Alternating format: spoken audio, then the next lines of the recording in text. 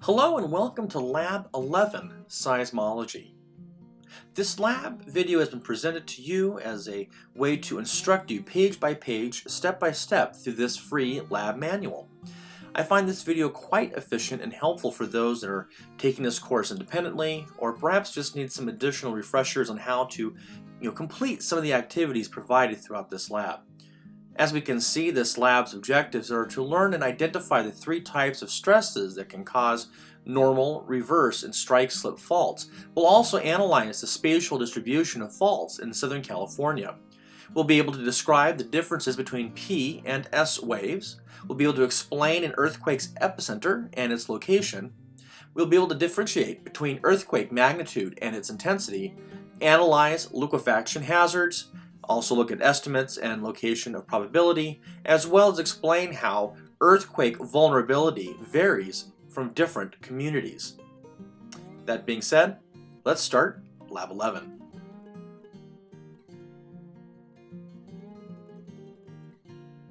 Now, before we begin Part A, I think it's important to really understand what is seismology. Well, seismology is the study of earthquakes and the energy produced and really involved within the quakes themselves. We find that the most observable piece of an earthquake will be the fault, and that's what we see as the displacement or the fracture on the Earth's crust. But there's a tremendous amount of other things that are occurring beneath the surface. This diagram is an excellent example, figure 14.1. It's very simplified but excellent in showing that we have a fault plane, a line in which that energy is being released upon. We have the hypocenter, otherwise known as focus, where the energy is initially released, and then the epicenter, which is where the energy that has been released from a quake is felt on the surface. So as we move into Part A, we can now learn that we have several different fault types. We have three main types of stress known as compression, tension, and shear stress. Each of these types of stress result in a different type of fault.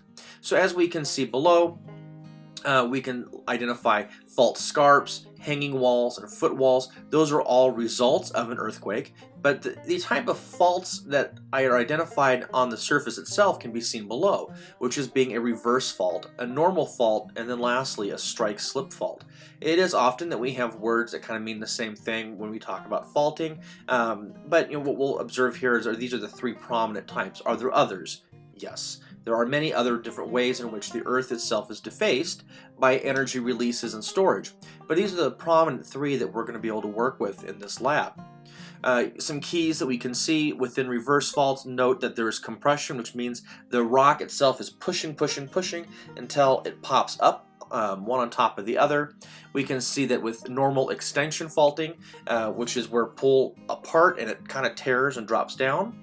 And then the last one is more conservative. It's what we call a strike-slip fault, where you're not pushing up or pulling away, that you're nearly just sliding back and forth, which will create, it's more conservative in that you're not either creating or destroying Earth crust itself.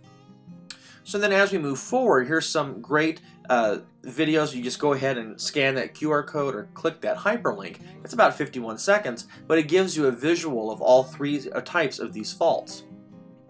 Then down below we do give you some information regarding about the faults, pin it, key vocab words that will be important to remember when looking at these.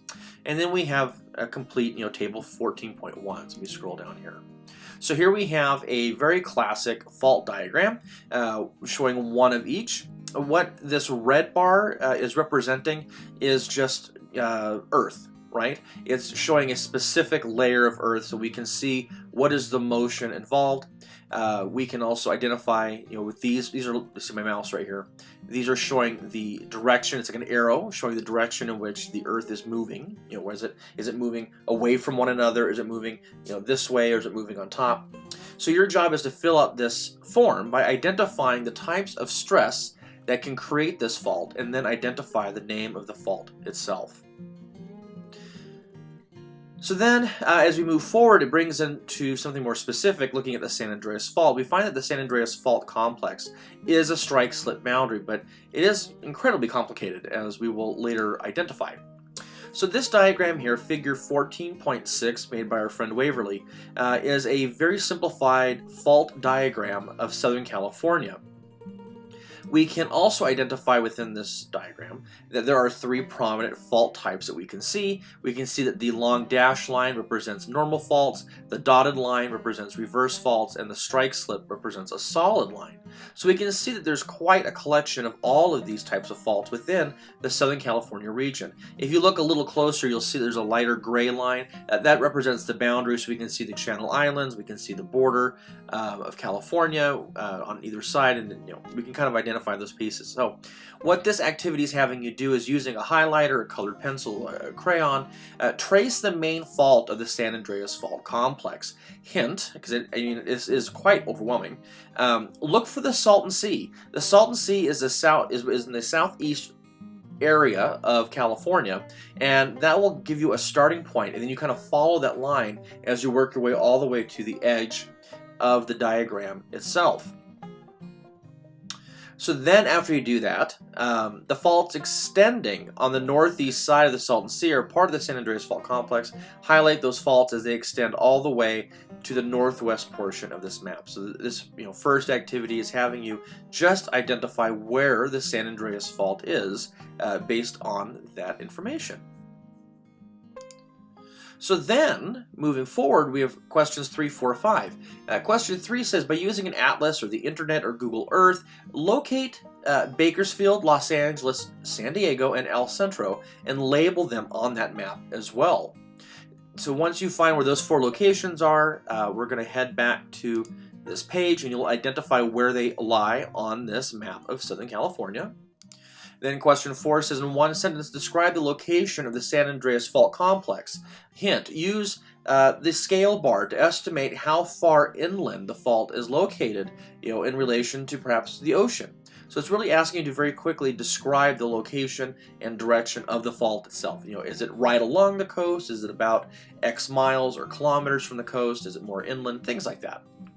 And then the last question, question 5, says that there are 3 types of faults found in Southern California. So it says also that the San Andreas Fault represents a transform plate boundary. Your response should be 2 or 3 sentences in length that include an explanation of the location of the compressional fault seen along the coast and inland around Los Angeles County. So we find that yes, the San Andreas Fault is part of a strike slip fault zone, but it's also part of a plate boundary, a continental and oceanic plate boundary. So it's a lot more complex than just a fault itself. So what you'll find is, it says to refer to this diagram by the Southern California Earthquake Center, so you can either scan that QR code with your cell phone or smart device, or you can click that hyperlink and it will take you to a map which will help better paint the picture of this, how plate boundaries relate directly with faulting. A very quick hint. When I think of faulting and plate boundaries, I think of an old dinner plate, and it has a perimeter, a surface around the edge. That's the boundary of the plate, correct? But an older plate, if you'll notice, will have hairline fractures, little cracks on the inside of that plate, showing areas of weakness, of which perhaps stress, tension caused by literally holding the plate, or heat, cooking it or cooling it down. We start to see that there are hairline fractures or faults within the plate. So that might help you imagine the differences between those two. That being said, that wraps up Part A. Welcome to Part B, Seismic Energy. Earthquake energy, otherwise known as seismic energy, travels through the Earth in the form of seismic waves. Seismic waves are an expression of the energy being released after an earthquake in the form of body waves and surface waves. So what we're going to first identify is that body waves will include both primary, otherwise known as P waves, as well as secondary waves, known as S waves. Primary waves are the fastest seismic waves, averaging about 6 kilometers per second along the outer crust of the Earth. This is equivalent to a speed of about 13,000 miles an hour. They move through rock via compression, very much like a sound wave moves through the air. So what we'll learn as you continue to read through this is then what are secondary waves and how do they move? Why are they the second waves? What can they or can they not travel through? As an example, we find that secondary waves are unable to travel through liquids, plasma, or even gases. So you'll learn a little bit more about those attributes. As we progress onto the next page, we can get a great diagram here that represents the PS waves as well as the surface waves, which are known as the rolling motion. So we're able to really see these attributes. Now, what I like about this diagram here is that it shows both the P and the S waves as if we were on the Earth. What would happen to the crust? We see that P waves are compressed and expanded this way, while S waves seem to roll a little bit more in that sense. The ground is shaking up and down versus the ground moving in and out. So we're able to see that, and because of those different motions, we're able to measure that energy by using what's called a seismograph or a seismometer. There are thousands of these graphs and machines throughout the world tracking data, learning and understanding, and that's why we're now able to even predict waves in earthquakes in their motion, which we can observe down here. This is an example of one of those diagrams. Now, what's interesting, figure 14.11 is showing a actual printout from a seismogram of a magnitude 4 earthquake with time and seconds along the x-axis. So we can see that here's our wave amplitude going from -3 to +2, as well as our time. We go from 0 to about 13 seconds off of the grid. So some things that we're able to identify is that we can see that first, the P wave arrives at 0.7 seconds, then at 8.7 seconds, the S wave will arrive. Remember, they travel a little bit slower. And then the S wave maximum amplitude is felt shortly after that. So we're able to kind of observe that, okay, so earthquakes are not just a singular motion, that there are many waves that can be produced from that release of that energy. And what's interesting about that is the actual distance between the waves that we can calculate by time will allow us to understand the actual distance in which the earthquake happened from your location.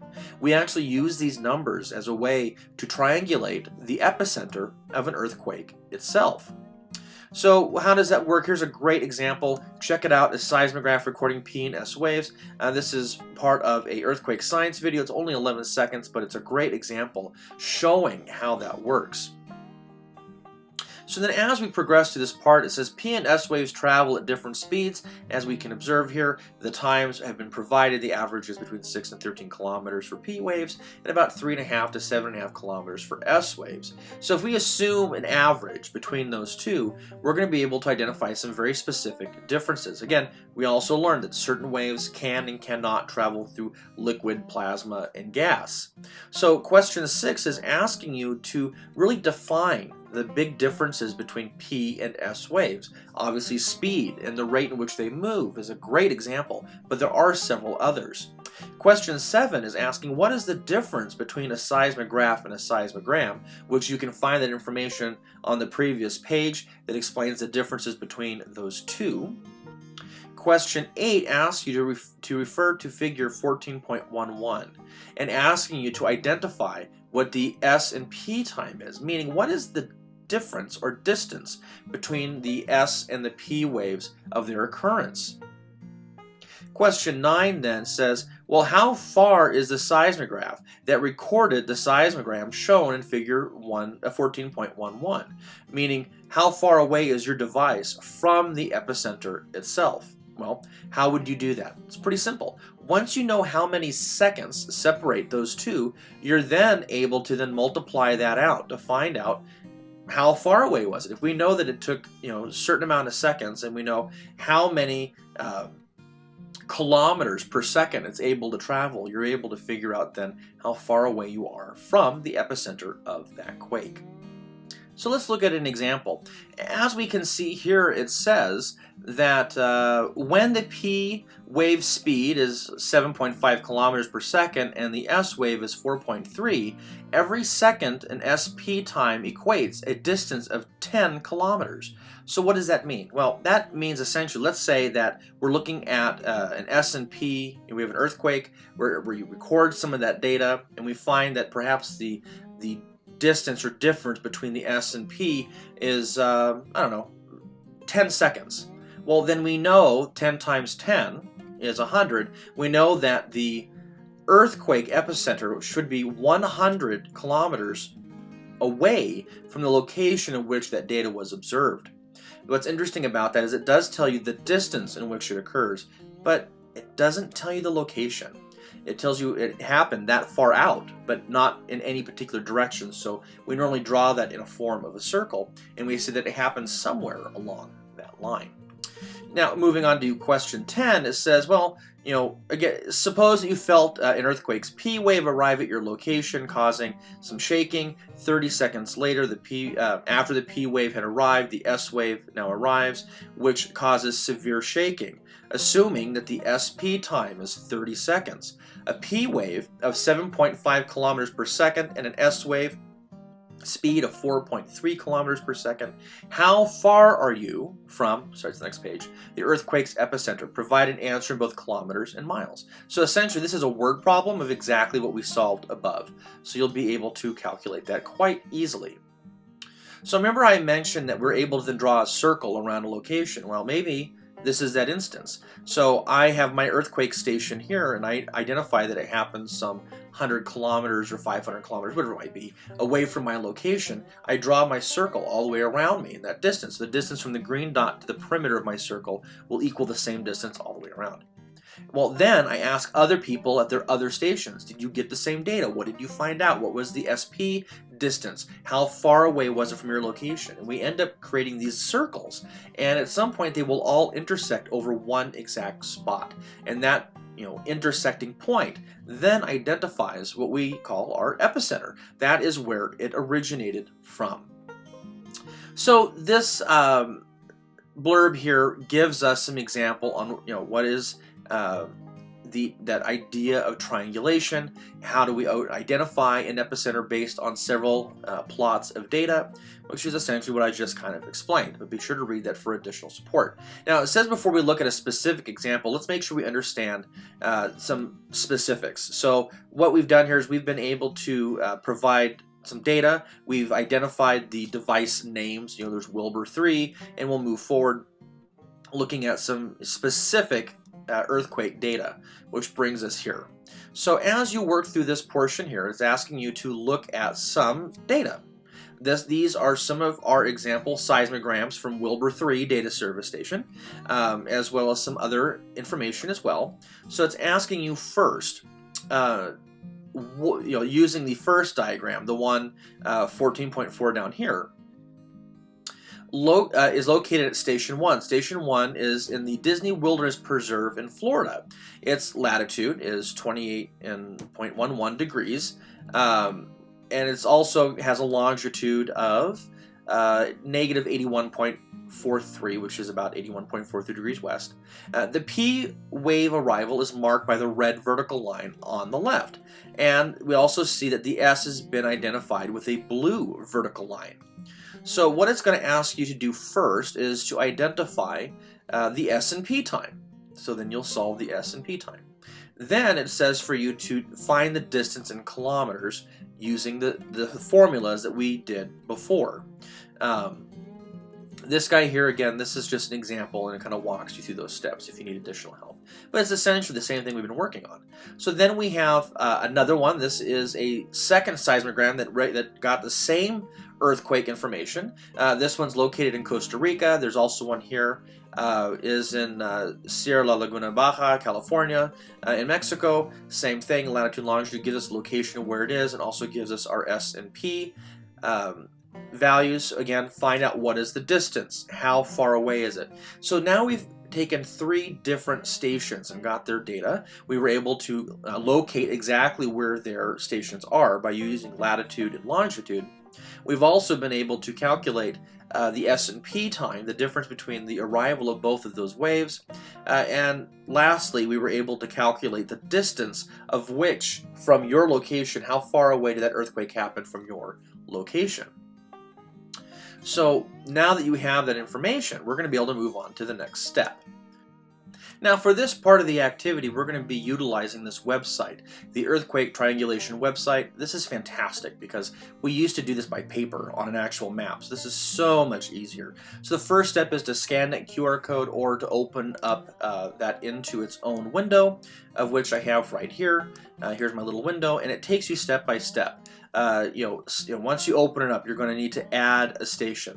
So when looking at here, I can add my station.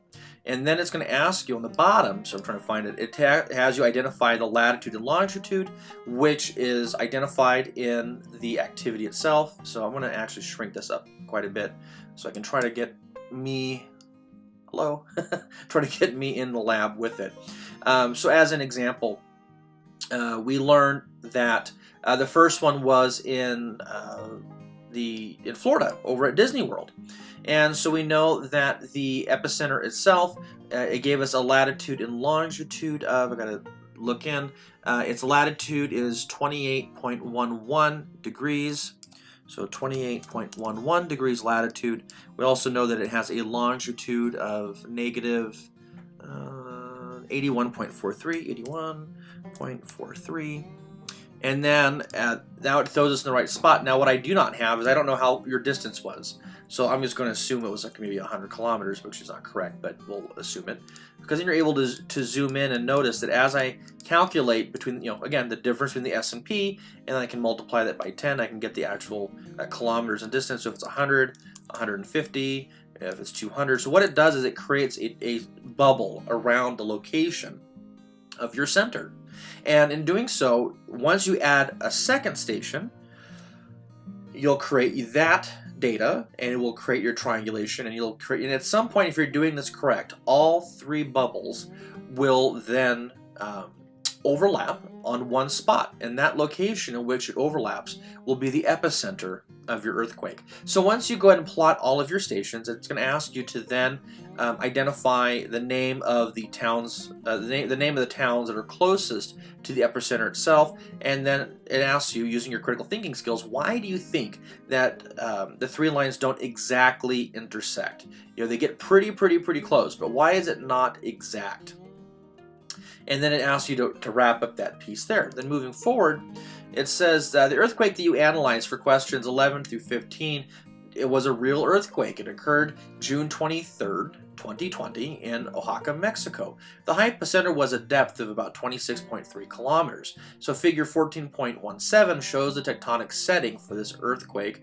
The IRIS teachable moment page, Page 4 explains, so this information from this says that as part of the Circum-Pacific Ring of Fire, Mexico is one of the most seismologically and volcanically active regions within the Earth. Most of Mexico is part of the North American plate, but offshore in southern Mexico, the oceanic Cocos plate is subducting beneath the North American plate at the middle of the American Trench itself. So because of that, we're seeing that the rate of movement and change of subduction is about 6.5 centimeters per year, so it's more than 2 inches per year. That's that's almost 3 times the speed in which your fingernails grow. So nonetheless, it's asking you to really look at these attributes. And if you have not seen, I remember vividly watching on social media, the buildings waving, and the intensity of that quake was quite impressive. As you can see, it was a magnitude of 7.4. Check out on social media some of that, and I think it really kind of adds to not just the magnitude, but the intensity of the quake itself. That being said, we now end Part B. So let's move on to Part C, earthquake magnitude and intensity. So we'll learn that these terms, magnitude and intensity, work together, but they do measure something a little bit different, and we'll begin to identify those differences. Now, before we start, many of you have heard of the Richter scale made by Charles Richter out of Caltech, California. The Richter scale measures the magnitude of an earthquake by taking into similar ideas of what we did before by looking at the SP time as well as the wave maximum. So what we can see on this next diagram here, this is showing the Richter scale. It's showing how the SP values are being used, as well as to correlate it into a magnitude as well as its amplitude. So what does this mean? So a line is drawn, as you can see here, from the SP plotted timescale on the left, and it marks over here in the magnitude of an earthquake of 5.0 in the middle of that Richter scale. The Richter scale is a logarithmic pattern of 10, meaning that as a number from going to a 1 to a 2 is 10 times or 10-fold increase. So how does that work moving forward? Well, if you go from a 1, a 2 is 10 times greater than a 1. A 3 is 100 times greater than a 1, and a 4 is 1,000 times greater than a 1. That's what the tenfold increase means. Now, we also need to talk about the energy release. So if we think of waves as literally being up and down, how much energy is needed to really lift and fulfill that? So we find that the Richter scale itself represents approximately, not just in a tenfold increase of number, but 32 times more energy is being released. So when we go from a 5.0 to a 6.0, yeah, a 6.0 is 10 times greater, but there's also 32 times more energy being released. And so that's why the higher you go up on that Richter scale, the more technically intense these earthquakes are, because of the amount of energy that's being released. So it says here also that the Richter scale is also called ML, where the M stands for magnitude and the L stands for local. Typically, seismologists no longer use the Richter scale except for local earthquakes within about 150 kilometers. It's much easier for us to identify things and to explain it in a local region. The Richter scale was developed in the 1930s, and we now have other more sophisticated ways to look at an earthquake's magnitude that covers incredible distances, not just more localized, but looking at more of a global perspective. Now, for earthquakes larger than a 4.0, the moment magnitude scale, the MW, is then used. Like the Richter scale, it's logarithmic, and the moment magnitude scale was designed so it roughly equals the Richter scale. For example, a 6.5 earthquake on the moment magnum scale is roughly equal to a 6.5 on the Richter scale. But the moment magnum scale is calculated based on distance and fault moved. Its slip, that actual difference in the motion, the strength of the rock along the fault and its rigidity, and the area of the fault that is slipped. So to give you an idea of how much more energy is released by earthquakes of different magnitudes, you will use an online calculator from the USGS. This is such a great resource. So what we're going to do is you're going to be able to see, well, how much bigger calculator. So it's going to open up a little website here. I'll just pop it open right here. There's a video of me. So here we are. So it says here in the box beneath the how much bigger magnitude, type 6.0. So I can type 6.0. And then it starts changing everything else. And then it says in the box beneath that, write in a 5.0. And then click calculate. And so we can see that the difference between these two will be a 1. A magnitude 6 earthquakes is 10 times bigger than a 5, but is 31.6222 times stronger. So you're going to be able to use this little website, again, by clicking the link here or taking a photo of that QR code, and you're going to be able to then answer all of these questions regarding that. This will be very helpful, just because I think it does a great job of really painting the picture of what we're looking at. Now, that being said, just the number of earthquakes that have a magnitude 7.0 and greater remain relatively consistent since record keeping has began. So as an example, here we have worldwide earthquakes for almost a 20-year span around the world of looking at magnitudes 5 to 5.9, 6 to 6.9, 7 to 7.9, 8, and so on. So we've been able to look and compare and identify all of this information. So as an example, 2002, we had 1,200 5 to 5.9 earthquakes around the world. We had 127 6 to 6.9. We had 13 7 to 7.9s, and then we did not have any earthquakes of magnitude 8.0 or higher. So the next remaining questions are going to ask you to interpret this data set to answer a few questions about what year had the highest and the lowest and the most often, and things along that sort. And you'll see the questions continue down through letter D, which wraps up with saying, suppose a friend asks you, why are we having so many earthquakes this year? Well, you can explain either that it's an anomaly, that this is absurd, or do you find patterns? Did you learn any patterns in here? And are we really having as many? Are we having more than we think, or are we right on track? So this next part here is looking at what we call the modified Mercalli intensity scale. It's another way that we look at the intensity of earthquakes themselves. So it says, well, magnitude scale measures the strength or the amount of energy it releases The intensity scale measures the impact of the earthquake on a specific area. So seismologists in the United States use a modified Mercalli intensity scale to measure an earthquake's intensity. On this scale, the impact of the earthquake is represented by Roman numerals as observed below. The two main factors that are taken into consideration when identifying these values is one is the local geology, what type of material is underlaying under your feet, and also the hypocenter depth, how far away was it. The deeper the hypocenter itself causes less shaking than hypocenters that are more centralized along a surface. So as we can see here, I'm going to kind of scroll this way so we get the full spectrum of color. We start with an intensity of 1 all the way to an intensity of 10, looking in those Roman numerals. And we can see that we give the shaking a value. It's not felt, it's light, moderate, severe, or extreme. And then we can talk about the description or the damage that would be otherwise seen or what you'd expect to find. So questions 21 through 24 ask you to think about and read through that table, the modified Mercalli intensity scale, and to answer questions about, what is the big difference between magnitude and intensity? What about feelings like this? Think about question 23. About 26,000 people felt a very strong earthquake on June 23rd, 2020. The one that was in Oaxaca. So what type of damage occurred with this level of earthquakes? You might want to go back to figure 14.3, but which of these would best relate to that? And and it's just another way of kind of putting it into a form of perspective. And then the last question 24 is asking you to relate on the highest earthquake intensity that you have personally experienced. Depending on your age bracket, who knows what type of things you've experienced. I mean, I vividly remember the 1994 Northridge earthquake, and that was epicenter very close to where I was living.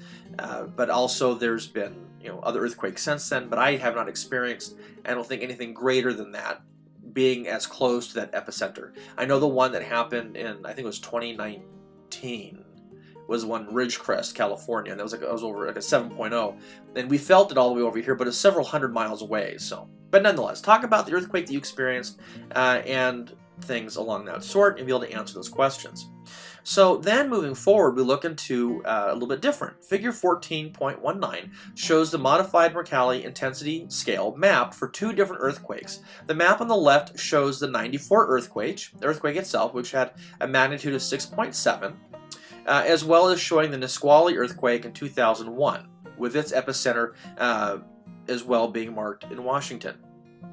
So looking at these maps, we can see that the most extreme is in red. The farther away from that you get, the least amount of intensity that you're going to be experiencing. So what it's going to have you do first is to observe these diagrams, and questions 25, 26, and 27 ask you to compare the difference. Go back to your magnitude comparison website that we used earlier and find out what is the difference between a 6.8 and a 6.7 earthquake. Which earthquake had the greatest intensity, and explain why.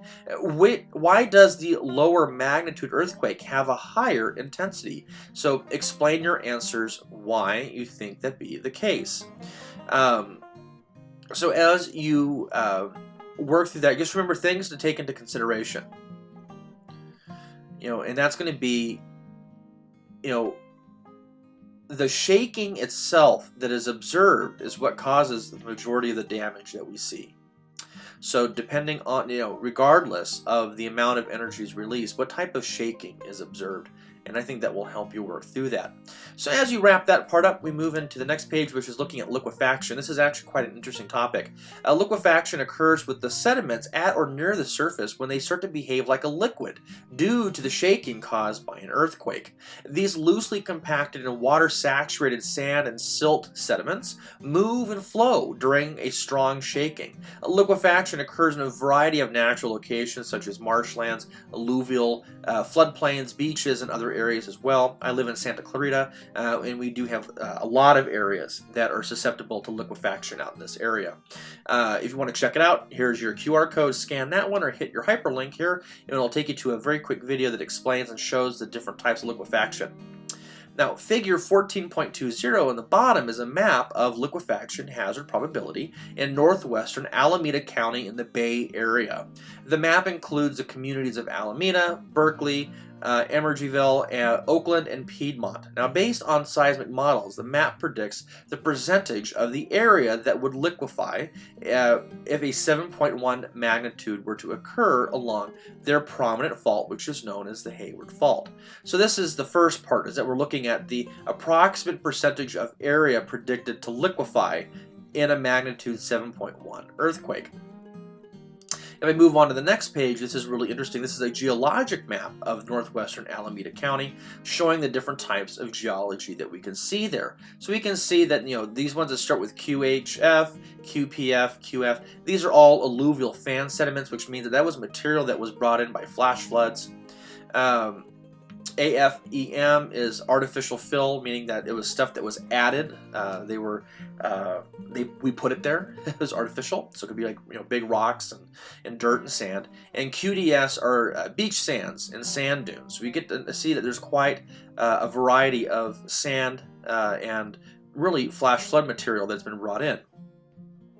So question 28 is asking you to compare these two figures. Which type of sediment has the largest area that is predicted to liquefy in a 7.1 magnitude along the Hayward Fault?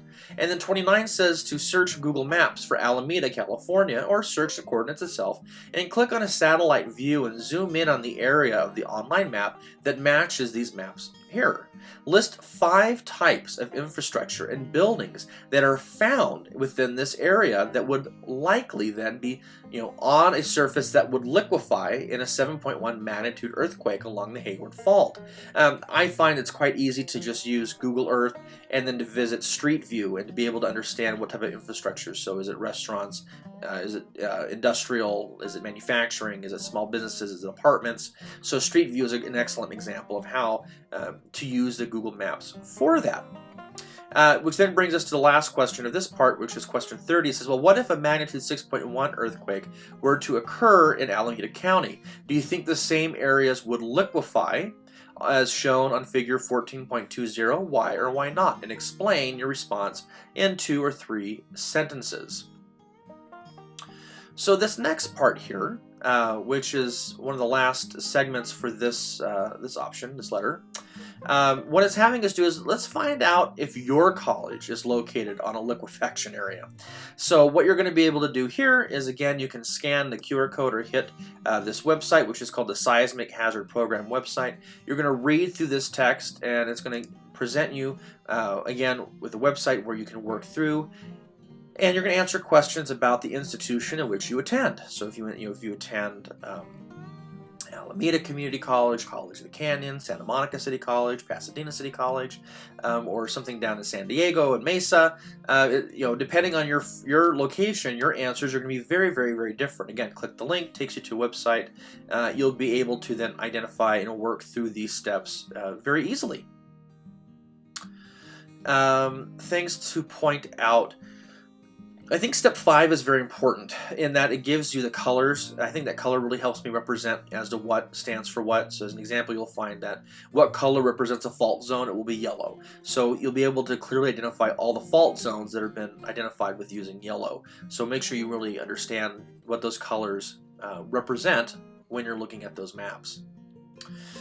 And that being said, you're going to wrap up with this last part here. Question 37, 35, 36, 37. Has your college been evaluated for liquefaction hazard using your critical thinking skills? And then lastly, where is the largest liquefaction zone closest to your institution or college? So it's really about that big picture stuff. And earthquakes are quite interesting. We continue to learn more and study more about this. As an example, some buildings at College of the Canyons this year are going to be undergoing some tremendous, this year in 2021, undergoing some incredible infrastructure redesign to support these massive concrete buildings to make sure that they are prepared for an earthquake, that they're safe and designed well and to withstand and to absorb what energy needs to be absorbed from an earthquake and is able to allow the rest of that energy intensity to pass through. That being said, we wrapped up Part C. Welcome to Part D, Earthquake Probability and risk. So we're going to start looking at some of the statistics involved in the big one, right? So before we can take a look at earthquake risks themselves, we need to make sure we understand the probability and the differences between a hazard and a risk. So the first part here is if you flip a coin, let's say it's a quarter, and there's a 1 in 2 chances of the heads coming up.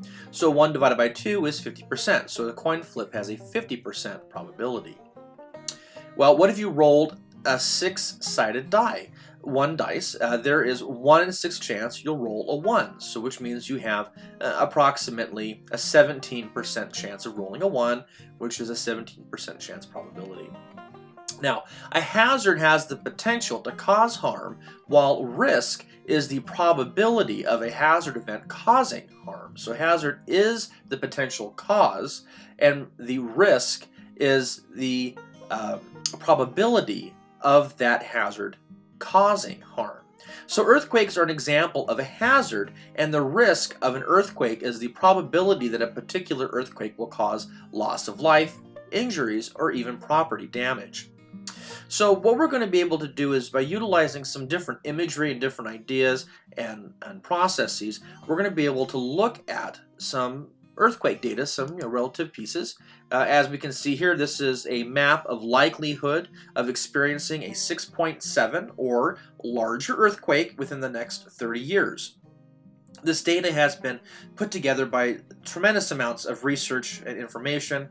It has been modeled and designed to represent historic data, present time, and looking at also just areas of compression and stored energy. So this is a very well thought and presented diagram. Faults are shown as rectangles outlined in black. For the purpose of this source report, the white line in the middle of the map represents the boundary between Northern and Southern California. The San Francisco and Los Angeles regions are shown as rectangled outlines in white.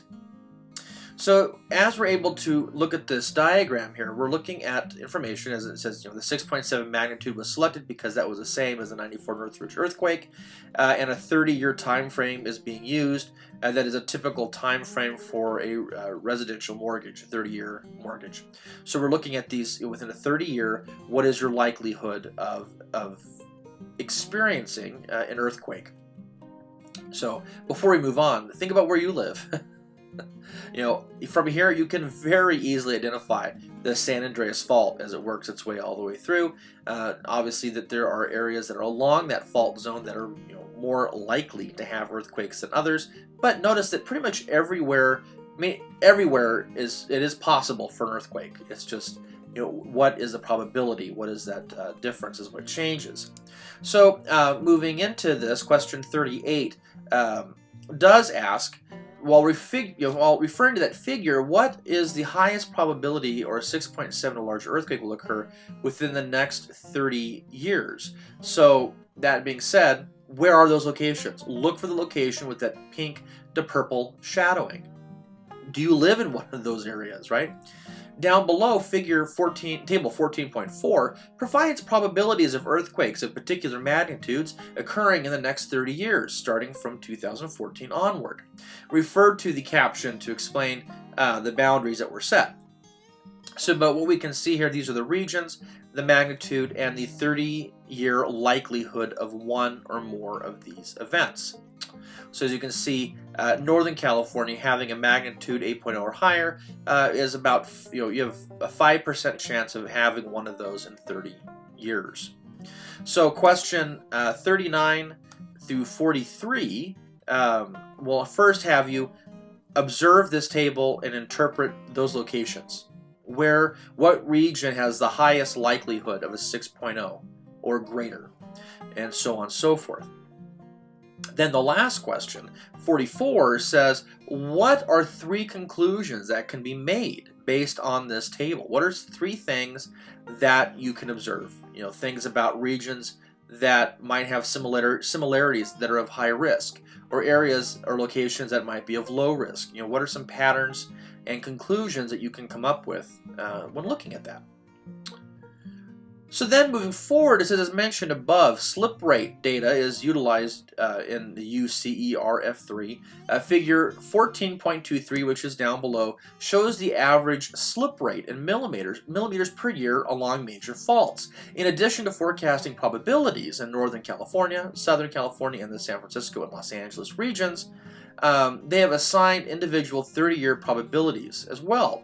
So we can see that, Southern San Andreas is a 59%, Hayward is a 31, Northern San Andreas is 21, Garlock is 6. So it says label figure 14.23 with the 30-year probability for each of these faults. So as an example, the Hayward-Rogers Creek, I can see that this would get a value of 31. I'd put a 31 up there. Make sure you write that probability out. Now, what you will do is, after you've completed that, you will need to identify if there is a relationship within the 30-year probability and the average slip rate along those major faults. So these lines are showing the rate of movement, how much slippage is occurring. As we can see, I live here in Los Angeles County, so we're getting, 20 millimeters of slippage per year. So is there a relationship with the amount that we're having compared to areas that might be less or more?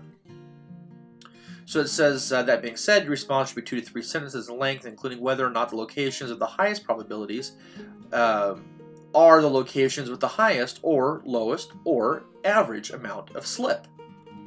Well, that wraps up Lab 11. I hope that was helpful, the lab on seismology. If you have any questions, be sure to comment below. Don't forget to like, subscribe, and I'll see you on the next lab.